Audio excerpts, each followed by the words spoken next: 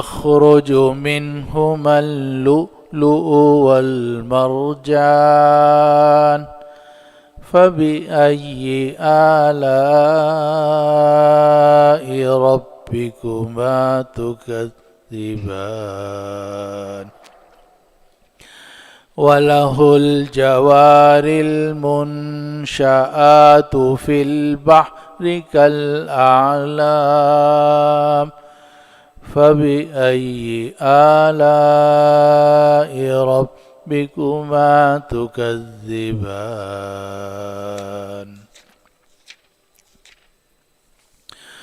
كل من عليها فان ويبقى وجه ربك ذو الجلال والإكرام فبأي آلاء ربكما تكذبان يسأله من في السماوات والأرض كل يوم هو في شأن فبأي آلاء ربكما تكذبان سنفرغ لكم أيها الثقلان فبأي آلاء ربكما تكذبان يا معشر الجن والإنس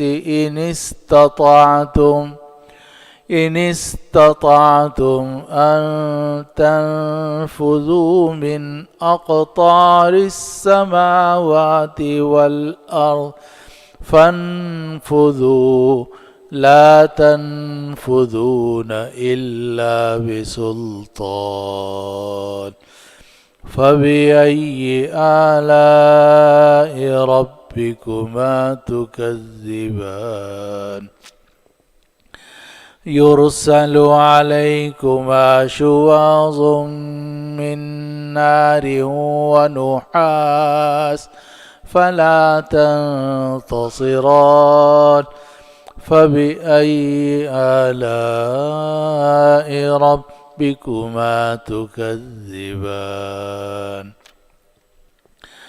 فإذا انشقت السماء فكانت وردة كالدهان فبأي آلاء ربكما تكذبان فيومئذ لا يسأل عن ذنبه إنس ولا جان فبأي آلاء ربكما تكذبان يعرف المجرمون بسيماهم فيؤخذ بالنواصي والأقدام فبأي آلاء ربكما تكذبان هذه جهنم التي يكذب بها المجرمون يطوفون بينها وبين حميم آن فبأي آلاء ربكما آمنت بالله صدق الله العظيم اس نے دونوں سمندروں کو چھوڑ دیا کہ وہ ملتے ہیں لیکن ان کے درمیان ایک آڑ ہے اور یہ دونوں سمندر اپنی جگہ سے تجاوز نہیں کرتے تو تم اپنے رب کی کن کن نعمتوں کو جھٹلاؤ گے ان دونوں سمندروں سے موتی اور مونگے نکلتے ہیں تو تم اپنے پروردگار کی کن کن نعمتوں کو جھٹلاؤ گے اور اسی کے لیے وہ چلنے والے جہاز ہیں جو سمندر میں پہاڑوں کی طرح بلند ہوتے ہیں، تو تم اپنے رب کی کن کن نعمتوں کو جھٹلاؤ گے؟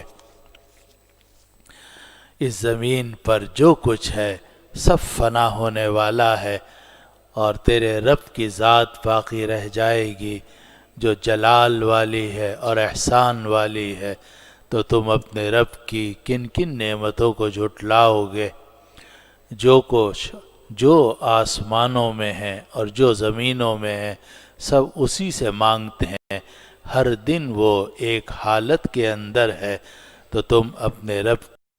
کن کن نعمتوں کو جھٹلاؤ گے؟ اے دو بھاری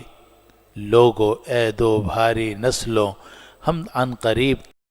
اور زمین کے کناروں سے نکل سکتے ہو تو نکل کے دکھاؤ، تم نہیں نکل سکتے جب تک کہ اللہ کی طرف سے سند نہ ہو۔ تو تم اپنے رب کی کن کن طاقتوں کو جھٹلاؤ گے؟ تمہارے اوپر، تم دونوں کے اوپر آگ کا شعلہ اور دھواں بھیجا جائے گا، تو تم بدلہ نہیں لے سکو گے۔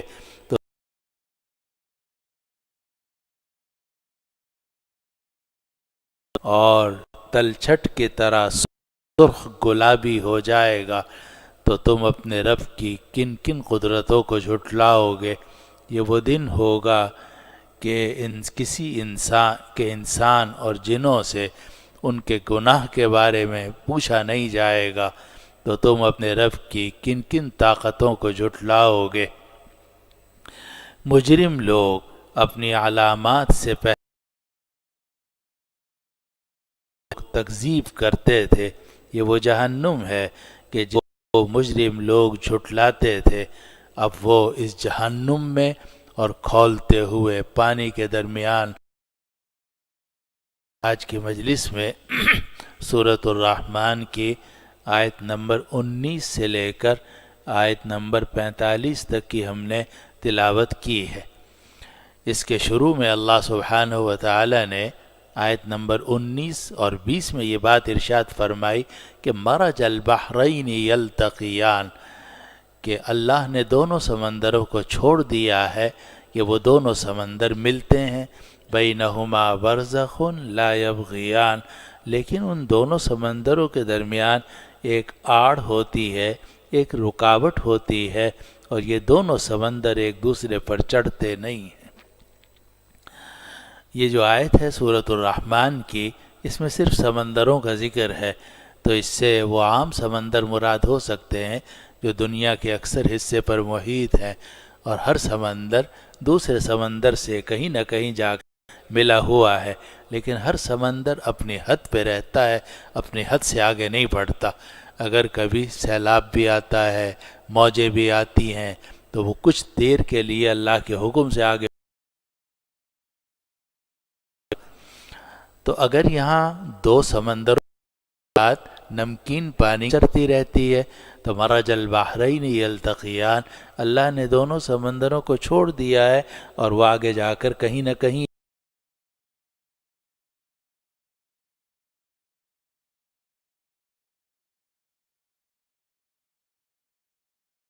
ایک دوسرے سے مل جاتے ہیں۔ بینہما برزخ لا یبغیان، اور ان دونوں کے درمیان ایک رکاوٹ ہوتی ہے، ایک آڑ ہوتی ہے، ایک حاجز ہوتا ہے، لا یبغیان، اور وہ دونوں سمندر ایک دوسرے پر چڑھتے نہیں ہیں، ایک دوسرے سے آگے نہیں بڑھتے، جو اس کی جگہ ہے وہیں تک رہتے ہیں۔ فَبِأَيِّ آلَاءِ رَبِّكُمَا تُكَذِّبَانِ، تو تم اپنے رب کی کن کن نعمتوں کو جھٹلاؤ گے؟ اور پچھلے درس میں یہ بات عرض کی گئی تھی کہ اعلیٰ جمع ہے الیون کی یا الیون کی، اور عربی زبان کے اندر اس کا مطلب نعمت بھی آتا ہے، اور اس کا مطلب قدرت بھی آتا ہے، اور اس کا مطلب طاقت بھی آتا ہے۔ یہ تینوں اس کے مفہوم ہیں، بلکہ قدرت اور طاقت تو ملتی جلتی چیزیں ہیں، تو گویا دو مفہوم ہیں، اور اسی لیے مفسرین نے دونوں مفہوم مراد لیے ہیں۔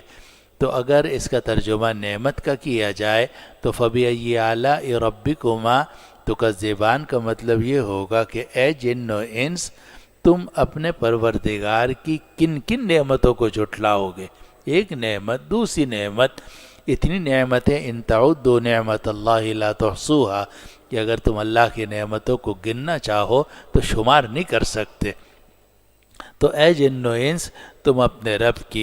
تم دونوں اپنے رب کی کن کن نعمتوں کو جھٹلاؤ گے؟ لیکن الیون جس کی جمع اعلیٰ آتی ہے، اس کے معنی قدرت اور طاقت کے بھی ہو سکتے ہیں، اور اسی لیے اس کا ترجمہ یہ بھی ہو سکتا ہے کہ فَبِأَيِّ آلَاءِ رَبِّكُمَا تُكَذِّبَانِ، اے جن و انس تم اپنے پروردگار کی کن کن طاقتوں کو جھٹلاؤ گے، کن کن قدرتوں کو جھٹلاؤ گے؟ تمہیں اللہ تعالیٰ کی قدرت کا اندازہ نہیں ہے، اللہ تعالیٰ کی طاقت کا اندازہ نہیں ہے، تم اپنے رب کی کن کن طاقتوں کو جھٹلاؤ گے؟ اسی لیے کچھ مفسرین نے لکھا ہے کہ جہاں نعمتوں کا ذکر ہے تو وہاں ترجمہ نعمت سے کرنا بہتر ہے کہ تم اپنے رب کی کن کن نعمتوں کو جھٹلاؤ گے، لیکن جہاں سزا کا یا اظہار قدرت کا اور طاقت کا کے مضامین آ رہے ہیں تو وہاں یہ ترجمہ بہتر ہے کہ اے جن و انس تم اپنے پروردگار کی کن کن طاقتوں کو جھٹلاؤ گے، کن کن قدرتوں کو جھٹلاؤ گے، کس کس قدرت کو جھٹلاؤ گے؟ تو فرمایا کہ مرج البحرین یلتقیان، اس نے دونوں سمندروں کو چھوڑ دیا ہے کہ وہ ملتے بھی ہیں، بینہما برزخ لا یبغیان، لیکن ان دونوں کے درمیان ایک آڑ ہوتی ہے اور وہ دونوں سمندر اپنی جگہ سے تجاوز نہیں کرتے۔ فَبِأَيِّ آلَاءِ رَبِّكُمَا تُكَذِّبَانِ، تو تم اپنے رب کی کن کن نعمتوں کو جھٹلاؤ گے؟ یخرج منہما اللؤلؤ والمرجان، اور ان دونوں سمندروں سے موتی بھی نکلتے ہیں اور مونگا بھی نکلتا ہے۔ لؤلؤ موتی کو کہتے ہیں، اور مرجان یہ ایک قسم کا سمندری تہہ کے اندر درخت ہوتا ہے جو بڑا سخت ہوتا ہے اور پتھر کی طرح ہوتا ہے، اور اس کو عربی میں مرجان کہتے ہیں، اردو میں اسے مونگا کہتے ہیں، اور یہ بھی قیمتی پتھروں میں شمار ہوتا ہے،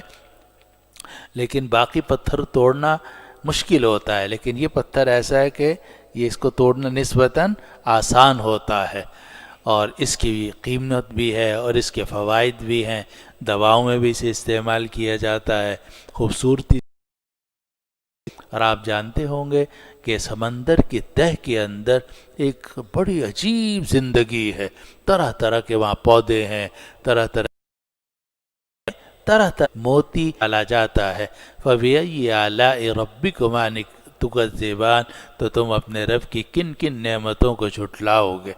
ان دونوں سمندروں سے موتی اور مونگا نکلتا ہے، تو تم اپنے پروردگار کی کن کن نعمتوں کو جھٹلاؤ گے؟ یہ تو سورۃ الرحمن کی آیت ہے، لیکن سورۃ الفرقان میں بھی تقریباً اس سے ملتی جلتی آیت ہے، اور وہاں اللہ سبحانہ وتعالی نے فرمایا کہ اعوذ باللہ من الشیطان الرجیم، وَهُوَ الَّذِي مَرَجَ الْبَحْرَيْنِ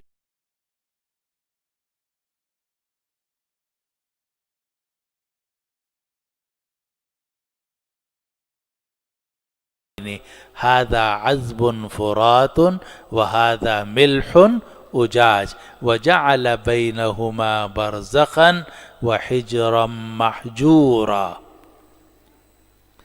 وَهُوَ الَّذِي مَرَجَ الْبَحْرَيْنِ، اللہ ہی تو ہے کہ جس نے دونوں طرح کے سمندروں کو چھوڑ دیا ہے۔ هَذَا عَذْبٌ فُرَاتٌ وَهَذَا مِلْحٌ أُجَاجٌ، یہ میٹھا ہے اور بہت ہی لذیذ پانی ہوتا ہے، میٹھا لذیذ پانی۔ وَهَذَا مِلْحٌ أُجَاجٌ، اور دوسری طرف نمکین کڑوا۔ دریا کا پانی میٹھا ہوتا ہے، صاف ستھرا ہوتا ہے، جبکہ دریا روانی کے ساتھ چل رہا ہو تو وہ میٹھا بھی ہے، پیاس بجھانے والا ہے،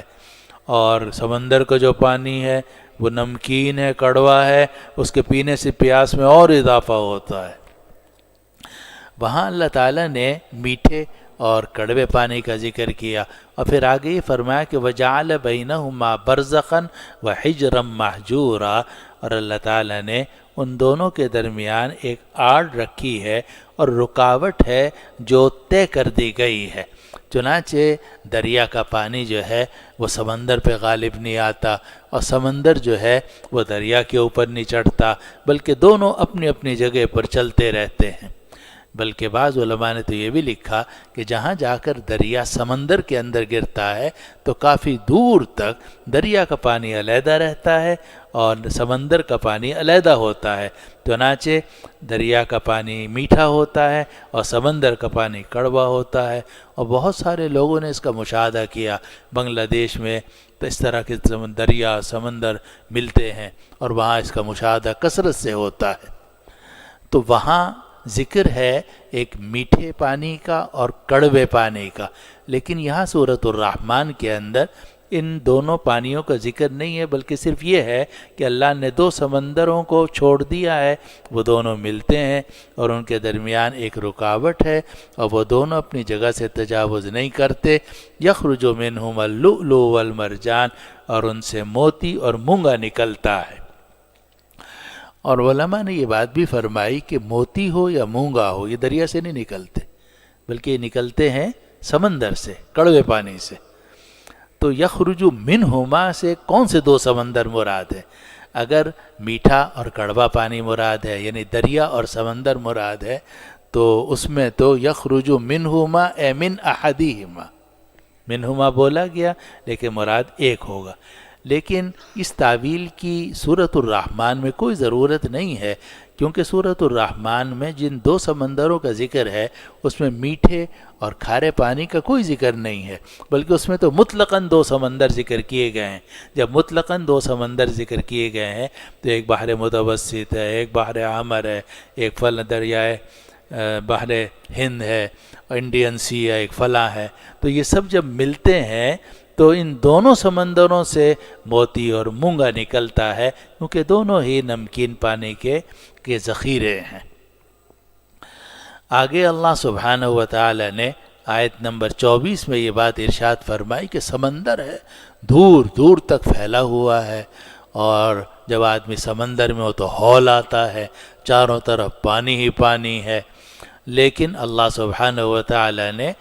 انسان کو ایسی عقل دی ہے اور ایسی صلاحیت عطا فرمائی ہے کہ وہ ان سمندروں کو پار کرنے کے لیے کشتیاں بناتا ہے، بحری جہاز بناتا ہے، اور اتنے اونچے اونچے بحری جہاز جیسے پہاڑ ہوتے ہیں۔ اس کو قرآن فرماتا ہے وَلَهُ الْجَوَارِ الْمُنْشَآتُ فِي الْبَحْرِ كَالْأَعْلَامِ، اور اللہ ہی کے لیے ہے چلنے والی وہ کشتیاں یا چلنے والے وہ جہاز، المنشآت فی البحر کالاعلام، جو سمندر کے اندر پہاڑوں کی طرح بلند کیے گئے ہیں۔ منشآت بلند کیے گئے ہیں، فی البحر سمندر میں، کالاعلام پہاڑوں کی طرح، بڑے بڑے بحری جہاز کہ جو پہاڑوں کی طرح ہیں وہ سمندر میں کھڑے رہتے ہیں۔ ایک ہی مرتبہ گیا یورپ، تو ہمیں جانا تھا آئرلینڈ سے اور یو کے برطانیہ، تو ہمارے دوست تھے، انہوں نے کہا جی اپنی گاڑی میں چلیں گے، اور گاڑی بھی جہاز ہی میں جائے گی، چنانچہ ہم بحری جہاز میں اپنی گاڑی لے کے داخل ہوئے، بڑا طریقہ تھا، اور جناب بحری جہاز میں جب ہم داخل ہوئے تو گاڑیاں ہی گاڑیاں، اور جناب بسیں اور طرح طرح کی سب چیزیں وہ بحری جہاز کے اندر آ رہی تھیں۔ اور وہ کیا بحری جہاز کیا تھا، ایک پورا شہر تھا، پلازے اس میں تھے، ریسٹورنٹ اس میں تھے، ہوٹل اس میں تھے، اور جناب رہائشی جناب ولاز اس میں تھے، اور سمندر میں ہم روانہ ہوئے۔ اب اتنا بڑا بحری جہاز تھا، لیکن موسم تھا شاید جون کا یا جولائی کا، تو سمندر رف تھا۔ چنانچہ میرے جو ساتھی تھے انہوں نے چائے منگوائی، تو ہم اوپر بیٹھے ہوئے تھے، چاروں طرف شیشہ تھا، محفوظ جگہ میں تھے،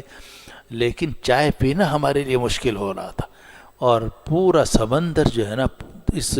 جہاز کو جو پہاڑ کی طرح تھا اوپر اٹھاتا تھا پھر نیچے گراتا تھا، یعنی چائے کی پیالی تھامنا مشکل ہو رہا تھا۔ تو اللہ سبحانہ و تعالی نے یہ بات فرمائی کہ وَلَهُ الْجَوَارِ الْمُنْشَآتُ فِي الْبَحْرِ كَالْأَعْلَامِ، اور اللہ ہی کے لیے ہیں وہ چلنے والے جہاز جو سمندر میں پہاڑوں کی طرح بلند کیے گئے ہیں۔ اور آپ جانتے ہیں کہ دنیا میں جتنی تجارت ہو رہی ہے وہ ساری کی ساری سمندری راستے سے ہو رہی ہے، کیونکہ ہوائی جہاز سے تو تجارت نہیں ہو سکتی، وہ تو بہت مہنگی چیز پڑتی ہے۔ دنیا میں جتنی چیزیں آ رہی ہیں جا رہی ہیں، حتیٰ کہ ٹینک ہیں اور فلاں ہیں، سارے کی ساری چیزیں بحری جہاز سے سمندر کے راستے سے آ رہی ہیں اور جا رہی ہیں۔ تو اللہ تعالیٰ نے اس نعمت کا ذکر کیا کہ اللہ کے لیے ہیں وہ چلنے والے بحری جہاز جو سمندر میں پہاڑوں کی طرح بلند کیے گئے ہیں۔ فَبِأَيِّ آلَاءِ رَبِّكُمَا تُكَذِّبَانِ، تو تم اپنے رب کی کن کن نعمتوں کو جھٹلاؤ گے۔ ان نعمتوں کا ذکر کرنے کے بعد اب آگے فرمایا گیا کُلُّ مَنْ عَلَيْهَا فان، اس زمین پر جو بھی چیز ہے وہ فنا ہونے والی ہے، کسی چیز کو بقا نہیں ہے۔ کُلُّ مَنْ عَلَيْهَا فان، جو بھی زمین پر ہے وہ سب فنا ہونے والا ہے۔ وَيَبْقَى وَجْهُ رَبِّكَ ذُو الْجَلَالِ وَالْإِكْرَامِ، اور تیرے رب کی ذات باقی رہ جائے گی جو جلال والی ہے اور احسان والی ہے۔ اس زمین پر جو بھی چیز ہے وہ فنا ہونے والی ہے۔ زمین پر جو چیز ہے وہ فنا ہونے والی ہے، اس کا تو ہم اپنی آنکھوں سے مشاہدہ کرتے ہیں کہ کوئی کسی بھی چیز کو یہاں بقا نہیں ہے۔ ہر چیز، ہر جاندار ایک عرصے تک کے لیے آتا ہے، ایک عرصے تک یہاں رہتا ہے، پھر آگے چلا جاتا ہے، اللہ کے حکم سے پیدا ہوتا ہے، اللہ کے حکم سے اس کی موت آتی ہے۔ یہاں تو صرف ان چیزوں کا ذکر کیا جو زمین پر پائی جاتی ہیں، لیکن اس کا یہ مطلب نہیں ہے کہ جو آسمانوں میں چیزیں ہیں ان پر فنا نہیں ہے، بلکہ ان پر بھی فنا ہے۔ کائنات کی ہر چیز فانی ہونے والی ہے، اور دلیل قرآن مجید کی وہ دوسری آیت ہے کُلُّ شَيْءٍ ہَالِكٌ إِلَّا وَجْهَهُ، ہر چیز ہلاک ہونے والی ہے الا وجہ، مگر اس کی ذات باقی ہے۔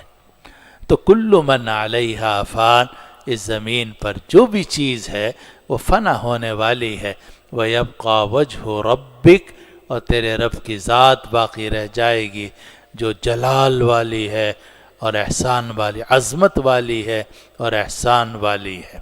اب یہ جو فرمایا کہ وَيَبْقَى وَجْهُ رَبِّكَ، تیرے رب کا چہرہ باقی رہ جائے گا، لفظ جو قرآن مجید نے استعمال کیا وہ یہاں وجہ کا استعمال کیا، اور جو دوسری آیت میں نے پڑھی کُلُّ شَيْءٍ ہَالِكٌ إِلَّا وَجْهَهُ، وہاں بھی اللہ تعالیٰ نے وجہ کا لفظ ذکر فرمایا ہے، اور یہ وجہ چہرے کو کہا جاتا ہے، لیکن چہرہ جو جانوروں کی خلقت ہے جن میں جان ہے ان میں سب سے افضل ہوتا ہے، اسی لیے چہرے کو بول کر پوری ذات مراد لی جاتی ہے۔ اردو میں بھی یہ محاورہ ہے کہ بھئی آئندہ تم مجھے اپنا چہرہ نہ دکھانا، تو مراد یہ نہیں ہے کہ تم ہاتھ دکھا دینا یا پاؤں دکھا دینا، بلکہ وہ ذات مراد ہوتی ہے۔ تو یہ عربی زبان میں بھی ہے، اردو زبان میں بھی ہے کہ بولا جاتا ہے چہرہ مگر ذات مراد ہوتی ہے۔ تو کُلُّ شَيْءٍ ہَالِكٌ إِلَّا وَجْهَهُ، ہر چیز ہلاک ہو جائے گی مگر اس کی ذات باقی ہے۔ کُلُّ مَنْ عَلَيْهَا فان وَيَبْقَى وَجْهُ رَبِّكَ ذُو الْجَلَالِ وَالْإِكْرَامِ، اس دنیا میں جتنی چیزیں، ہر چیز فنا ہونے والی ہے، اور تیرے رب کی ذات باقی رہ جائے گی جو عظمت والی ہے اور احسان والی ہے۔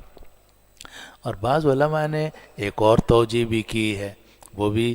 صوفی تصوف کے اعتبار سے بڑی لذیذ ہے، وہ یہ ہے کہ وجہ کا لفظ لایا گیا تو اشارہ اس بات کی طرف کہ ہر وہ کام جو اللہ کی رضا کے لیے کیا جائے وہ تو باقی ہے، بلکہ اس کے علاوہ ہر چیز ختم ہو جائے گی۔ جو کام اللہ تعالیٰ کی ذات کے لیے کیا جائے، اللہ تعالیٰ کی رضا کے لیے کیا جائے تو وہ تو باقی ہے، اس کے علاوہ ہر چیز فنا ہونے والی ہے۔ مجھے امام مالک رحمۃ اللہ علیہ کا واقعہ یاد آ گیا کہ امام مالک رحمۃ اللہ علیہ نے جب موطا امام مالک لکھنی شروع کی تو انہوں نے اپنی کتاب کا نام رکھا موطا، یعنی ایسی کتاب، ایسے اقوال جن پر سب کا اتفاق ہے، ایسی احادیث جو متفق علیہ ہیں۔ تو انہوں نے موطا لکھنی شروع کی تو لوگوں کو کہیں پتہ چل گیا، علماء تو بہت ہوتے اس زمانے میں، اور ایک عالم کو عام طور سے دوسرے عالم سے حسد بھی ہوتا ہے یہ بھی قدرتی چیز ہے. اور بعض علماء نے یہاں تک لکھا کہ علماء میں حسد ایسا ہوتا ہے جیسے بکریوں میں خارش ہوتی ہے. تو یہ بھی مقولہ بعض علماء کا ہے. تو بہرحال امام مالک رحمۃ اللہ علیہ نے جب موطا لکھنی شروع کی تو لوگوں کو پتہ چلا کہ امام مالک جو ہے موطا لکھ رہے ہیں. تو انہوں نے کہا ہم بھی لکھ رہے ہیں. چنانچہ کسی نے کہا میں بھی موطا لکھ رہا ہوں. انہوں نے کہا میں بھی موطا لکھ رہا ہوں. امام مالک رحمۃ اللہ علیہ سے لوگوں نے کہا کہ حضرت آپ موطا لکھ رہے ہیں اور بھی لوگوں نے موطا لکھنے شروع کر دیے. فرمایا اچھا تو لا کے کچھ نسخے مجھے دکھاؤ وہ کیا لکھ رہے ہیں. تو خیر وہ کچھ نسخے جو مختلف لوگوں نے لکھے تھے یا لکھ رہے تھے اس کی کچھ چیزیں لا کر امام مالک رحمہ اللہ کو دکھائیں. تو امام مالک رحمۃ اللہ علیہ نے سب دیکھی، یہ بھی دیکھی، اپنی تو تھی اور بھی دیکھی. پھر فرمایا کہ ما کان للہ فہو یبقی،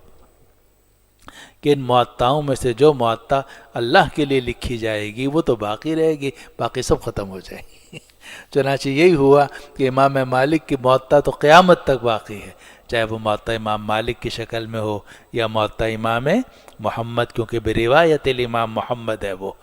لیکن اس کے علاوہ باقی معطا کا نام و نشان نہیں ہے. تو کل من علیہا فان، اس کائنات کے اندر ہر چیز فنا ہونے والی ہے. وَيَبْقَى وَجْهُ رَبِّكَ، اور تیرے رب کی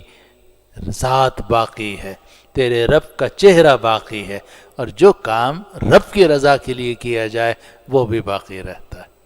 اور یہ تقریباً وہی بات ہے جو حدیث میں آتا ہے کہ دنیا ملعونۃ وما فیہا، دنیا بھی ملعون، دنیا کی سب چیزیں بھی ملعون، الا ذکر اللہ وما والا، ہاں مگر اللہ کا ذکر اور وہ چیز جو اللہ کے ذکر کے متعلقات میں سے ہو. اللہ کے لیے جو کام کیا جائے، چاہے کھانا ہو، پینا ہو، کھلانا ہو، ہنسنا ہو، بولنا ہو، جو اللہ کے لیے ہے وہ تو باقی ہے، اور اس کے علاوہ جو ہے ہر چیز خدا کی رحمت سے دور ہے. تو یہ وجہ کا جو لفظ لایا گیا اس سے ذات مراد ہے، لیکن اس میں یہ تصوف کا نقطہ بھی ہے کہ اللہ کی رضا کے لیے جو کام کیا جاتا ہے وہ تو باقی رہتا ہے، اور اپنی نمود و نمائش کے لیے جو کام ہوتا ہے وہ ختم ہو جاتا ہے. آگے فرمایا فَبِأَيِّ آلَاءِ رَبِّكُمَا تُكَذِّبَانِ، تو اے جن و انس تم اپنے رب کی کن کن نعمتوں کو جھٹلاؤ گے. آگے آیت نمبر 29 میں فرمایا گیا يَسْأَلُهُ مَنْ فِي السَّمَاوَاتِ وَالْأَرْضِ، جو آسمانوں میں اور زمینوں میں ہے سب اسی سے مانگتے ہیں. جو بھی آسمانوں میں ہے زمینوں میں ہے سب اسی سے مانگتے ہیں. اور اس کی تفسیر میں علماء نے لکھا یا زبان حال سے یا زبان قال سے. بہت لوگ تو مانگتے ہیں ہاتھ پھیلا کر، یا اللہ یہ دے دے، یا اللہ یہ دے دے، اور جو اللہ سے نہیں مانگتے انہیں بھی اللہ دیتا ہے، مگر ان کا مانگنا زبان قال سے نہیں ہوتا بلکہ زبان حال سے ہوتا ہے. مثلا صبح کا ناشتہ کر لیا، اب دوپہر کا کھانا ان کو چاہیے، اللہ سے تو نہیں مانگتے، لیکن اللہ کو پتہ ہے بیچارہ یہ محتاج ہے، نہیں دیں گے تو مر جائے گا، اللہ تعالیٰ اس کے لیے بھی انتظام فرما دیتے ہیں. تو کائنات کے اندر جو بھی ہے وہ اللہ سے مانگتا ہے. یسألہ من فی السماوات والارض، آسمانوں اور زمینوں میں جو ہیں وہ اللہ سے مانگتے ہیں. کل یوم ہوا فی شان، ہر دن وہ ایک حالت کے اندر ہے، ہر دن وہ ایک حالت میں ہے، ہر دن وہ ایک حالت میں ہے. مراد یہ کہ ہر وقت میں اللہ تعالیٰ کے احکام جاری ہوتے رہتے ہیں. یخفض قوما ویرفع قوما، کسی قوم کو بند کر رہا ہے، کسی قوم کو پس کر رہا ہے، کہیں سردی ہو رہی ہے، کہیں گرمی ہو رہی ہے، کہیں موت ہو رہی ہے، کہیں بچے کی پیدائش ہو رہی ہے. کل یوم ہوا فی شان، ہر وقت میں اللہ ایک نئی شان کے اندر ہے. کل یوم ہوا فی شان، یہ تو اس وقت ہے جب کہ یوم سے وقت مراد لیا جائے. ہر وقت میں اللہ کی ایک شان ہے، اور ہر ایک کے ساتھ اس کی شان مختلف ہے. کسی کے ساتھ کچھ معاملہ ہو رہا ہے، دوسرے کے ساتھ کچھ اور معاملہ ہو رہا ہے. اور بعض علماء نے یوم سے دن مراد لیا اور فرمایا دن تو دو ہی ہیں، ایک دنیا کا دن، ایک آخرت کا دن. تو دنیا کے دن میں اللہ نے آزادی دی ہوئی ہے، جو کرنا چاہے کر لو، اور آخرت کے دن میں کرنے کا جو کچھ کیا اس کا حساب دینا پڑے گا. تو کل یوم ہوا فی شان، ہر دن میں اللہ ایک حال میں ہے، ایک شان میں ہے، کہ دنیا میں اللہ نے تمہیں چھوڑ رکھا ہے، اختیار دے رکھا ہے کسی حد تک، لیکن آخرت کے اندر جو کچھ تم نے اپنے اختیار سے کیا اس کے بارے میں حساب و کتاب ہوگا۔ کل یوم ہوا فی شان، ہر دن اللہ ایک نئی شان میں ہے، ہر وقت میں اللہ ایک نئی شان میں ہے۔ فَبِأَيِّ آلَاءِ رَبِّكُمَا تُكَذِّبَانِ، تو تم اپنے رب کی کن کن طاقتوں کو جھٹلاؤ گے۔ سَنَفْرُغُ لَكُمْ أَيُّهَا الثَّقَلَانِ، آیت نمبر 31 میں فرمایا گیا اے جن و انس ہم عن قریب تمہارے لیے فارغ ہو جائیں گے۔ سَنَفْرُغُ لَكُمْ أَيُّهَا الثَّقَلَانِ، اے جن و انس ہم تمہارے لیے عن قریب فارغ ہو جائیں گے، یعنی ہم نے تمہیں دنیا میں اختیار دیا ہوا ہے اور ایک حد تک تمہیں آزادی دی ہوئی ہے، چنانچہ ہر آدمی کہتا ہے میں یہ کروں گا اور میں یہ نہیں کروں گا، کل یہ کروں گا، پرسوں یہ کروں گا، میں نے یہ کیا، تو اپنے اختیار اللہ کو اپنے اختیار کو استعمال کرتا ہے، اور اللہ نے وہ اختیار دیا ہوا ہے، لیکن اللہ تعالیٰ فرماتے ہیں کہ ایک وقت آئے گا کہ یہ اختیار سلب کر لیا جائے گا، اور تم نے اپنے اختیار سے جو کام کیے ہیں ان سب کا حساب و کتاب دینا پڑے گا۔ سَنَفْرُغُ لَكُمْ أَيُّهَا الثَّقَلَانِ، اے جن و انس، اے دونوں بھاری طاقتوں، اور یہ بھاری طاقتوں فرمایا گیا دو وجہ سے، ایک تو یہ کہ اس پوری کائنات کے اندر اختیار جو دیا گیا ہے وہ جنوں کو اور انسانوں کو دیا گیا ہے، چنانچہ عقل بھی ان کو دی گئی ہے، اختیار بھی ان کو دیا گیا ہے، وہ اچھا کام بھی کر سکتے ہیں، برا کام بھی کر سکتے ہیں، اس لیے وہ اس زمین کے سب سے بھاری طاقتوں میں ہیں۔ اور بعض علماء نے یہ فرمایا کہ ان کو ثقلان اس لیے کہا گیا کہ باقی جو مخلوقات ہیں وہ اس زمین پر بوجھ نہیں ہیں اور وہ گناہ نہیں کرتی، لیکن انسان اور جن تو گناہ کرتے ہیں، وہ اس زمین پر بوجھ ہیں، اس لیے اللہ تعالیٰ نے ان کو فرمایا سَنَفْرُغُ لَكُمْ أَيُّهَا الثَّقَلَانِ، اے دو بوجھل طاقتوں ہم تمہارے لیے عن قریب فارغ ہو جائیں گے۔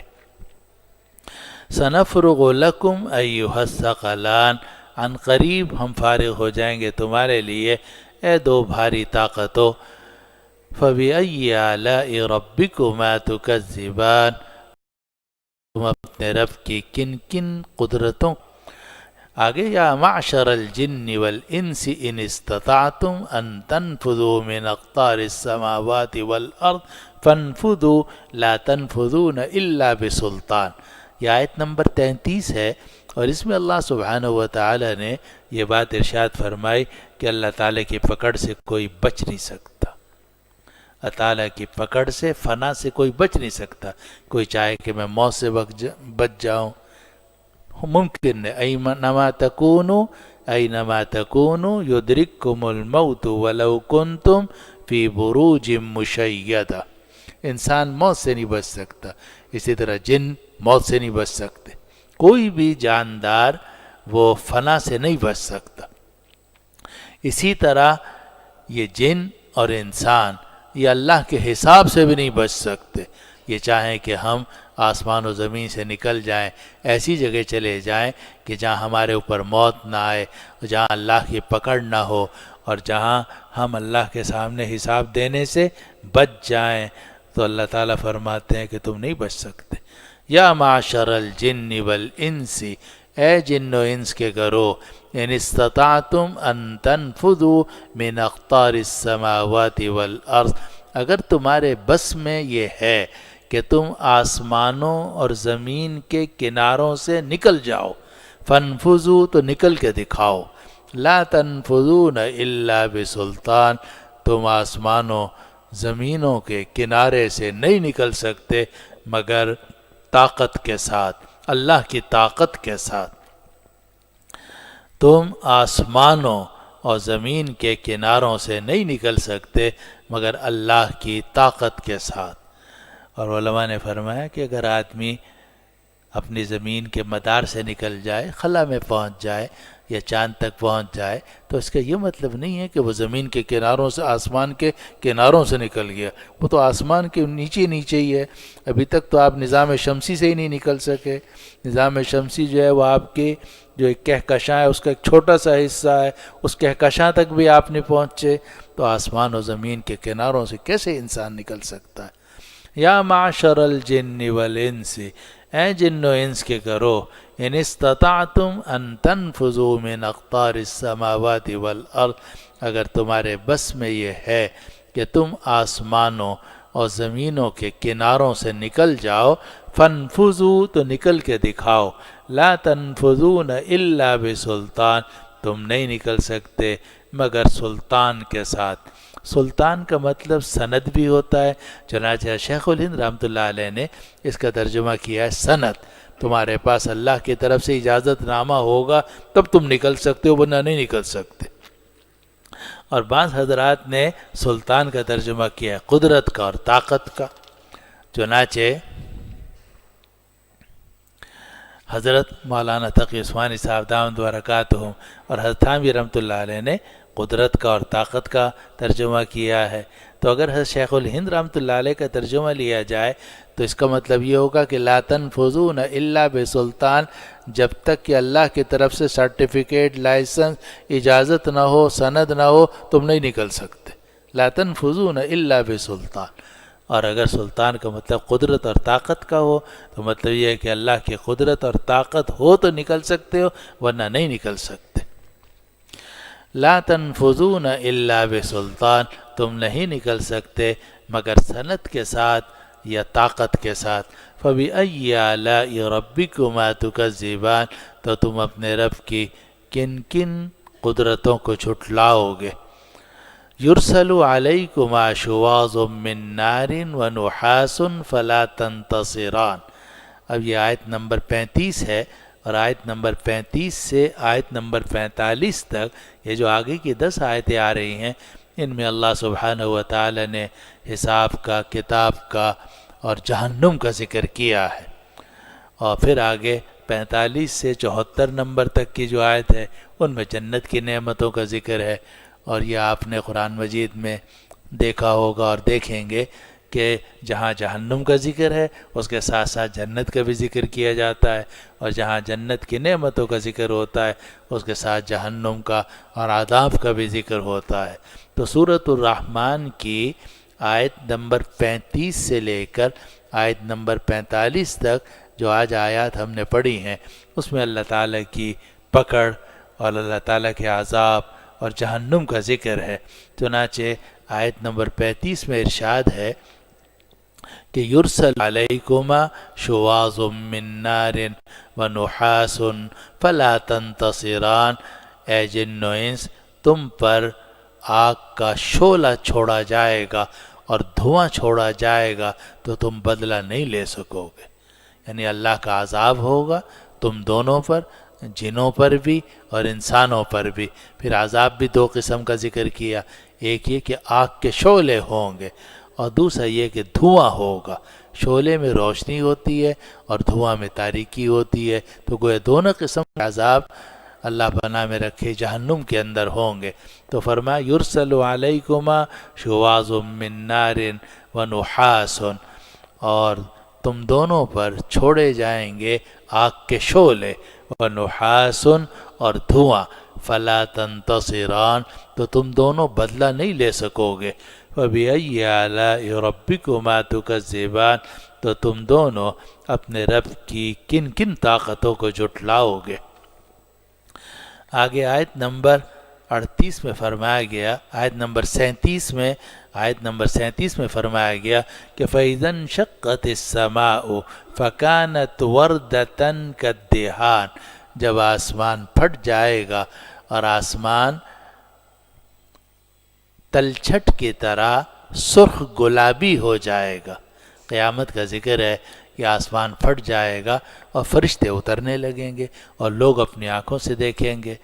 تو اس کو یہاں ذکر کیا گیا کہ فَإِذَا انشَقَّتِ السَّمَاءُ، جب آسمان پھٹ جائے گا، فَكَانَتْ وَرْدَةً كَالدِّهَانِ، اور جب پھٹے گا تو اس وقت میں قیامت میں آسمان بالکل گلابی سرخ رنگ کا ہو جائے گا، قد دہان، جیسے دہان۔ دہان کی بھی دو تفسیریں کی گئی ہیں، ایک حضرت شیخ الہند رحمۃ اللہ علیہ نے، اور دہان سے مراد ہے تیل کی تلچھٹ۔ تیل ہوتا ہے اور تیل کا جو نیچے کا حصہ ہوتا ہے وہ کالا اور سرخ ہوتا ہے، جو سب سے نیچے ہوتا ہے اور جل رہا ہوتا ہے وہ کالا اور سرخ ہوتا ہے۔ تو آسمان جو ہے وہ سرخ ہو جائے گا، ایسا ہو جائے گا جیسا کہ سرخ تلچھٹ ہوتی ہے اور گلابی رنگ کی تلچھٹ ہوگی۔ تو فرمایا گیا فَإِذَا انشَقَّتِ السَّمَاءُ فَكَانَتْ وَرْدَةً كَالدِّهَانِ، اور جب آسمان پھٹ جائے گا تو وہ گلابی تیل کی تلچھٹ کی طرح ہوگا۔ اور دوسرے بعض علماء نے دہان فرمایا ہے چمڑے کو، کہ جو چمڑا غصے میں سرخ ہو جائے، کھال جب غصے میں سرخ ہو جائے تو سرخی جھلکنے لگتی ہے، تو وہ چمڑا جب سرخ ہوتا ہے اسے دہان کہتے ہیں۔ تو آسمان جو ہے وہ ایسا ہو جائے گا جیسے سرخ چمڑا دہکتا ہوا۔ فَإِذَا انشَقَّتِ السَّمَاءُ فَكَانَتْ وَرْدَةً كَالدِّهَانِ، اور جب آسمان پھٹ جائے گا تو گلابی رنگ کا ہو جائے گا جیسے تیل کی تلچھٹ یا سرخ چمڑا۔ فَبِأَيِّ آلَاءِ رَبِّكُمَا تُكَذِّبَانِ، تو تم اپنے رب کی کن کن طاقتوں کو جھٹلاؤ گے۔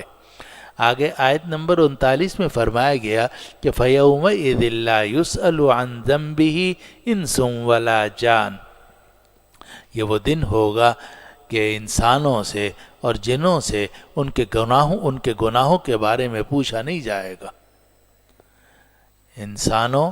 سے اور جنوں سے ان کے گناہوں کے بارے میں پوچھا نہیں جائے گا۔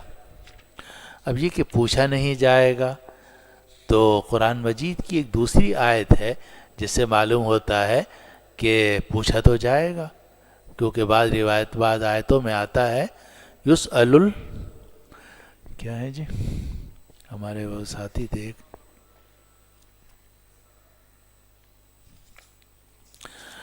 تو بعض علماء نے تو یہ فرمایا کہ فَوَرَبِّكَ لَنَسْأَلَنَّهُمْ أَجْمَعِينَ، ہاں فَوَرَبِّكَ لَنَسْأَلَنَّهُمْ أَجْمَعِينَ، تیرے رب کی قسم ہم ان سب سے پوچھیں گے۔ تو بعض علماء نے فرمایا کہ قیامت کے اندر مختلف مواقع ہوں گے، کیونکہ قیامت کا وقت بہت طویل، میدان محشر کا وقت بہت طویل ہوگا۔ ایک وقت تو ایسا ہوگا کہ ہر ایک کو نامہ اعمال دیے جائیں گے اور ہر ایک کا ریکارڈ اس کے سامنے پیش کر دیا جائے گا، اور وہ دیکھ رہا ہوگا کہ میں نے یہ حرکت کی، تو اس سے پوچھنے کی کوئی ضرورت نہیں ہوگی، سارا ریکارڈ اس کے پاس ہوگا۔ اور کبھی اللہ تعالیٰ پوچھیں گے بھی فَوَرَبِّكَ لَنَسْأَلَنَّهُمْ أَجْمَعِينَ عَمَّا كَانُوا يَعْمَلُونَ، تیرے رب کی قسم ہم ان سب سے پوچھیں گے کیا کرتے رہے۔ اور بعض علماء نے ایک اور لطیف توجیہ فرمائی، اور وہ یہ ہے کہ آخرت میں یہ نہیں پوچھا جائے گا کہ تم نے یہ گناہ کیا یا نہیں کیا، یہ نہیں پوچھا جائے گا کہ تم نے یہ گناہ کیا یا نہیں کیا، اس لیے کہ یہ تو اس وقت پوچھا جائے جب ریکارڈ نہ ہو۔ آپ کی تو ہر چیز ریکارڈ ہو رہی ہے، ہماری آپ کی گفتگو ہماری ریکارڈ ہو رہی ہے، ہماری نقل و حرکت ریکارڈ ہو رہی ہے، اور جناب صحیفے تیار کیے جا رہے ہیں، کرامن کاتبین ہمارے دائیں بائیں بیٹھے ہوئے ہیں، وہ سارا ریکارڈ تیار کر رہے ہیں، سارا ریکارڈ ہمارے سامنے ہوگا۔ تو اللہ تعالیٰ یہ نہیں کہیں گے تم نے کیا یا نہیں کیا، ہاں یہ پوچھیں گے کیوں کیا۔ اس لیے جس روایت میں آ رہا ہے یا یہاں جو آ رہا ہے کہ نہیں پوچھا جائے گا فَيَوْمَئِذٍ لَا يُسْأَلُ عَنْ ذَنبِهِ إِنسٌ وَلَا جَانٌ، انسانوں سے اور جنوں سے ان کے گناہوں کے بارے میں نہیں پوچھا جائے گا، یعنی یہ نہیں پوچھا جائے گا کہ تم نے یہ گناہ کیا یا نہیں کیا۔ لیکن دوسری جگہوں میں آ رہا ہے فَوَرَبِّكَ لَنَسْأَلَنَّهُمْ أَجْمَعِينَ عَمَّا كَانُوا يَعْمَلُونَ، تیرے رب کی قسم ہم سب سے پوچھیں گے کیا کرتے رہے تھے۔ تو یہ پوچھا یہ جائے گا کہ یہ کام کیوں کیا، تم نے یہ گناہ کیوں کیا۔ یہاں فرمایا جا رہا ہے فَيَوْمَئِذٍ لَا يُسْأَلُ عَنْ ذَنبِهِ إِنسٌ وَلَا جَانٌ، یہ وہ دن ہوگا کہ انسانوں اور جنوں سے ان کے گناہوں کے بارے میں نہیں پوچھا جائے گا۔ آگے فرمایا فَبِأَيِّ آلَاءِ رَبِّكُمَا تُكَذِّبَانِ، تو تم اپنے رب کی کن کن قدرتوں کو جھٹلاؤ گے۔ آگے آیت نمبر 41 میں فرمایا گیا یعرف المجرمون بسیماہم،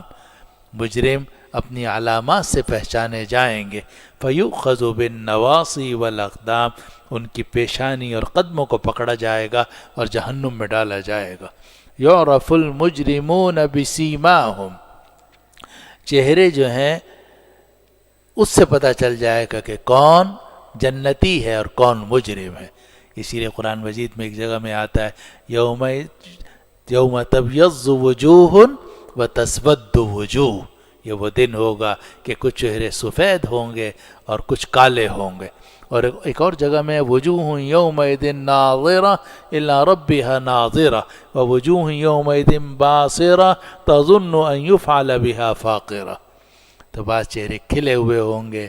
اور سفید ہوں گے، گورے ہوں گے، اور بعض چہرے سیاہ ہوں گے، ڈرے ہوئے ہوں گے۔ تو یہاں فرمایا گیا یعرف المجرمون بسیماہم، مجرموں کو ان کی علامات سے پہچانا جائے گا، فیؤخذ بالنواصی والاقدام، ان کی پیشانی اور قدموں کو پکڑا جائے گا، یعنی پکڑ کر انہیں جہنم میں داخل کیا جائے گا۔ فَبِأَيِّ آلَاءِ رَبِّكُمَا تُكَذِّبَانِ، تو اے جن و انس تم اپنے رب کی کن کن نعمتوں کو جھٹلاؤ گے۔ هَذِهِ جَهَنَّمُ الَّتِي يُكَذِّبُ بِهَا الْمُجْرِمُونَ، اللہ تعالیٰ فرمائیں گے یہ ہے وہ جہنم کہ مجرم لوگ اس جہنم کو جھٹلاتے تھے، اس جہنم پر ایمان نہیں لاتے تھے، اس جہنم کا انکار کرتے تھے۔ هَذِهِ جَهَنَّمُ الَّتِي يُكَذِّبُ بِهَا الْمُجْرِمُونَ، یہ وہ جہنم ہے کہ مجرم لوگ اس جہنم کو جھٹلاتے تھے۔ يَطُوفُونَ بَيْنَهَا وَبَيْنَ حَمِيمٍ آن، اب وہ اس جہنم اور کھولتے ہوئے گرم پانی کے درمیان گھومتے رہیں گے، کبھی آگ میں ہوں گے، کبھی کھولتے ہوئے گرم پانی میں ہوں گے، اور جہنم اور کھولتے ہوئے گرم پانی کے درمیان گھومتے رہیں گے۔ یطوفون بینہا وبین حمیم آن، وہ گھومتے رہیں گے جہنم کے درمیان اور کھولتے ہوئے گرم پانی کے درمیان۔ فَبِأَيِّ آلَاءِ رَبِّكُمَا تُكَذِّبَانِ، تم اپنے رب کی کن کن قدرتوں کو جھٹلاؤ گے، تم اپنے رب کی کن کن طاقتوں کو جھٹلاؤ گے، تم اپنے رب کی کن کن نعمتوں کو جھٹلاؤ گے۔ اور بعض علماء نے فرمایا کہ مجرم کو سزا دینا یہ بھی اللہ کا کرم ہے، جو ظالم کو اس کے ظلم کی سزا دینا یہ بھی تو اللہ تعالیٰ کی ایک نعمت ہے۔ اس لیے اگر ہر جگہ نعمت کا ترجمہ کیا جائے تو بھی ٹھیک ہے کہ تم اپنے پروردگار کی